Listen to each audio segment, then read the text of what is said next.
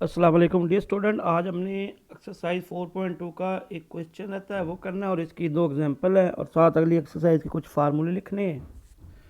तो question number 4 का first part है, इसमें p into X Y equal to P into -5 - 3। ये p के कोऑर्डिनेट्स दिए गए हैं in capital X Y coordinate system. Capital X बराबर है -5, कैपिटल वाई बराबर है 3 के और थीटा बराबर है 30 डिग्री के। Find the coordinates of the original axis small x y या x y coordinate system. We know that x is equal to x cos theta plus y sin theta और y is equal to minus x sin theta plus y cos theta।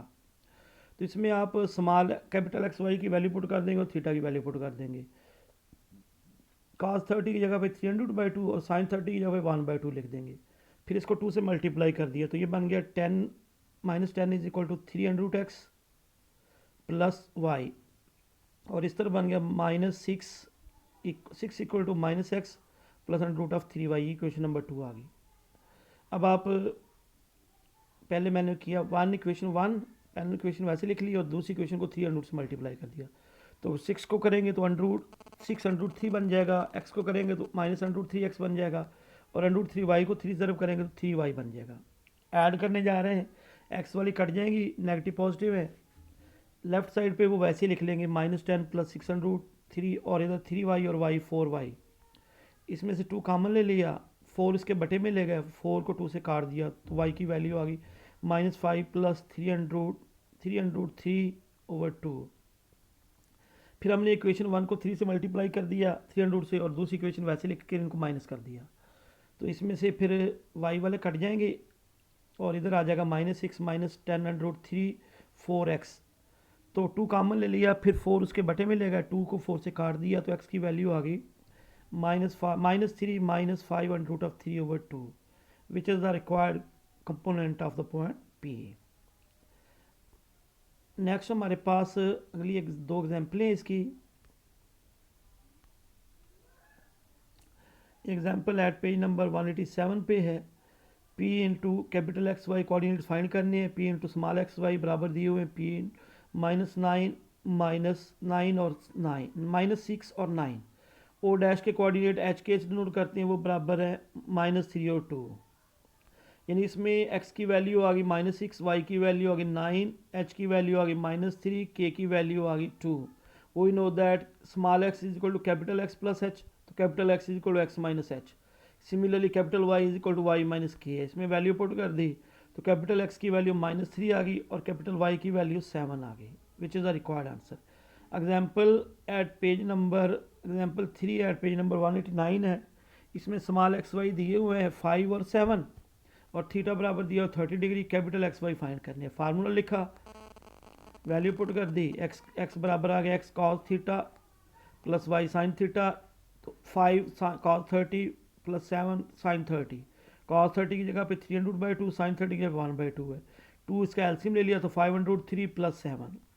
y बराबर होता है -x sine theta plus y cos theta, तो इसमें y बराबर आ गया -5 sign 30 plus 7y cos 30। तो y की वैल्यू आ गई, इसमें भी एल्सियम 2 लिया तो ये बराबर आ गया 7√3 -5/2 विच इज़ द रिक्वायर्ड आंसर। तो अब हम चलते हैं नेक्स्ट एक्सरसाइज। उस पर कुछ डेफिनेशन है, कुछ फार्मूले हैं। तो एक तो है स्लोप और ग्रेडियंट ऑफ अ लाइन। क्या होता है? If a line making inclination alpha with x-axis then its slope is noted by m defined as m is equal to tan alpha। यानी अगर किसी लाइन का एक्स एक्सिस के साथ एंगल दिया हुआ है तो उस पर टेन की वैल्यू ले लें, टेन अल्फा ले लें, तो वो उसका स्लोप बन जाता है। नेक्स्ट डेफिनेशन भी हो सकती है कि if a line pass through the point a x1 y1 और b x2 y2 then its slope will be equal to y2 minus y1 over x2 minus x1। यानी y कंपोनेंट का difference बटा x component का difference, ये slope of line कहलाती है। Next एक note लिखा हुआ है कि 2 lines with slope m1 m2 are parallel if m1 is equal to m2। अगर स्लोप की वैल्यू सेम आ जाती है दो लाइनों की तो वो लाइनें जो हैं वो क्या कहलाती हैं? वो पैरेलल कहलाती हैं। And 2 lines with slope m1 and m2 are set to be perpendicular if the product of their slope is -1, m1 m2 equal to -1, या m1 plus m2 plus 1 equal to 0, या m1 is equal to -1/m2 है।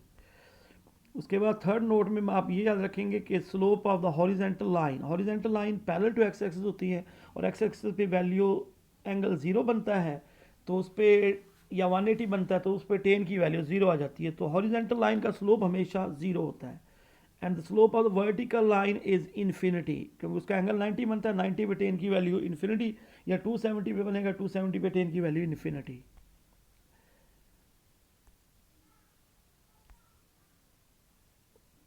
Next हमारे पास कुछ फार्मूले और लिखे हुए हैं। इक्वेशन ऑफ स्ट्रेट लाइन, तो उसमें पहला बेटा ये लिखा हुआ है कि equation of line on X axis, equation of straight line on X axis पे वाई की वैल्यू 0 होती है, which is the required equation. और equation of line on Y axis पे आ जाएंगे तो एक्स 0 हो जाएगा। Equation of line parallel to X axis Y is equal to constant, Y is equal to C है। और equation of line parallel to Y axis x is equal to constant.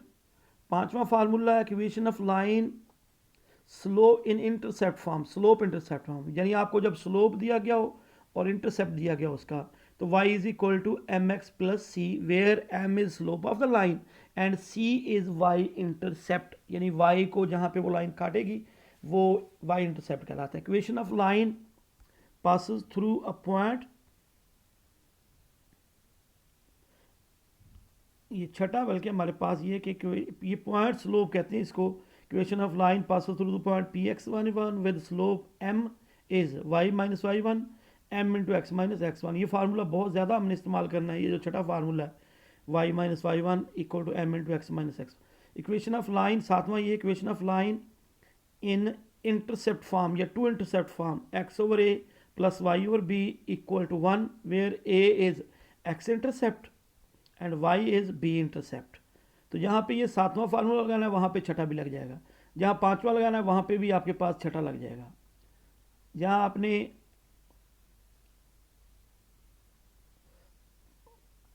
सातवां formula ये है कि normal form equation of line ये बराबर होती है x cos alpha plus y sin alpha equal to p, where alpha is angle and p is the perpendicular distance of the line from the origin।